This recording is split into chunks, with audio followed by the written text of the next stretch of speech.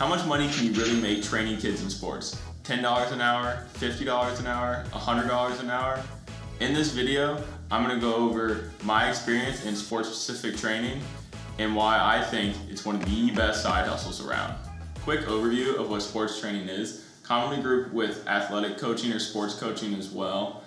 Think about it more about the specifics and less about the broad. So you're gonna be training kids on specific skills and not a whole team on a variety of skills and coaching them through games. Think youth soccer camps and personal trainers more than your broader coaches. Additional and advanced sports training is becoming more and more common in the United States, with more and more people, especially in higher income areas, investing in their kids at younger and younger ages. I've taught kids as low as 2 years old doing sports-specific training. Anything that is common in higher income areas is obviously a great industry to get into, and here in the US, there is a lot of money flowing through it. With last year, over $14 billion being spent in sports coaching alone. That $14 billion being spent in 2022 in the US is a 13% increase over 2021. So the market and the money are clearly here. Because this is such a desirable space with lots of money being thrown around, quality trainers are able to offer or demand a higher price. Now, what classifies a quality trainer? It doesn't require a degree in sports science or having played the sport professionally, although those things definitely help and allow you to raise a higher price. But here in the US, all you need to have is experience in a sport and an ability to teach that sport. One of the winningest coaches in all of major leagues, Joe McCarthy, never played a single day in the majors and is now in the Hall of Fame. It just proves that you don't need to be a professional at this sport. You just have to have a passion and a knowledge for coaching. Today in this video, I'm talking more about my experience in soccer coaching, but these principles and ideas can be applied to almost any sport. So what's my experience? What do I coach? I've been playing soccer my whole life, but I only played club for a couple years in middle school, so I don't really have that much experience, just lots of rec soccer. I understand all the basics, shooting, passing, dribbling, a little bit of technical moves, but not a whole lot. I'm by no means a soccer pro, and I don't claim to be one whenever I'm coaching. And like I said before, you don't need to be a pro. You just have to know what level you are and what abilities you have and what ages and experience you can coach in. In my scenario, having played a little bit of competitive but mostly recreational, I'm not a pro and I know that. Am I gonna go and try and coach, high school D1 or college soccer? No way, that's not gonna go well. But a couple of middle schoolers, elementary kids looking to sharpen their skills, that I can do. In general, you aren't gonna be able to train someone in a skill that you aren't highly proficient in.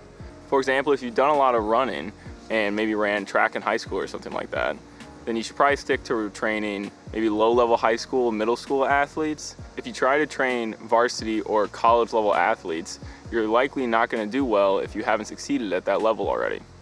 Now, if you wanted to coach at a higher level, you could always pursue higher education or additional coaching classes, but today in this video we're just talking about lower level coaching. Okay, how to find work in this field and how much money can you make actually doing it? You pretty much have two options. You have individual training or group training. Group training is what it sounds like. It's you as the coach, and then you're coaching 3 to 20 players, we'll say. Usually for my stuff it would be around 10 players, and you're giving general instruction to the entire group. You're not specifically educating one student or focusing on one player at a time. Group training comes at a lower cost for each individual player, but also coming with that is a lower payout for the coach. This can change at times, but for the most part, this is true across the board.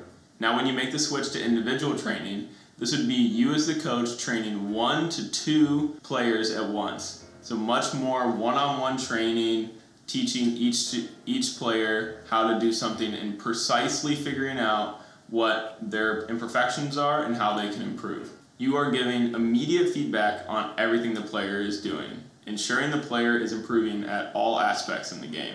Individual training comes at a higher cost for each individual player, and with that, a higher payout for the coach. However, I personally feel like individual training requires a higher skill level because you must know the intricacies of every movement and be able to teach and precisely educate the students on what they're doing right and what they're doing wrong. So now we know group training pays a little bit lower in general, and individual training has a higher earning potential. So as far as I'm concerned and the things that I've done, my primary training has been with elementary age kids, training anywhere from 5 to 12 kids at once through a contracting agency or a small group that I'm working for, and they bring me the classes, I sign up for the classes, I go out and I coach those groups of kids, and I receive a payback for the entire group as a whole.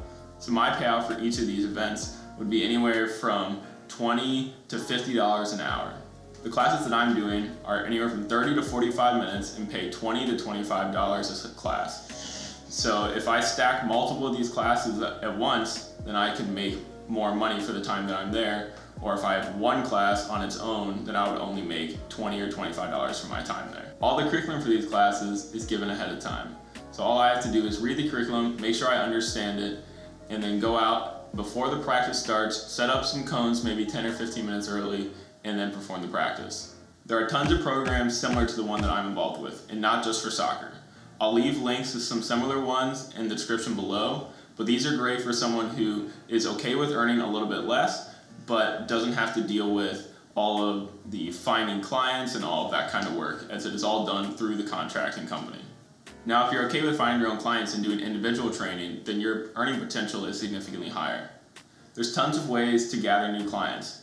You can do this through people that you know, word of mouth, or you can do it through maybe a rec team that you're already involved with or coaching on the side, or even a course or class, say the one that I'm in, and a parent may reach out to you at the end and say, oh, I would like, Jamie over here to have some more classes on their own to improve further. So there's a lot of potential through that you can grow and be in contract doing group training and then slowly spin off and do individual training on your own. With individual training, you can charge anywhere from $50 to even $100 an hour. The potential and the growth in this field is immense. A lot of the times whenever people are coaching is because they're passionate about the sport, and passion is what drives a good business. So if you've done sports coaching in the past, or you have questions or comments about it, leave them in the comments below. Would love to chat with you about it. Now I've taught you everything that I know about sports training and the great side hustle that it is. I truly believe that the potential is limitless with this one, and I think you should go out and give it a shot yourself if you're thinking about it. If you have any other side hustles that you think I should try out, leave them in the comments and I'll give them a thought. But thanks for watching, and I hope to see you guys in the next one.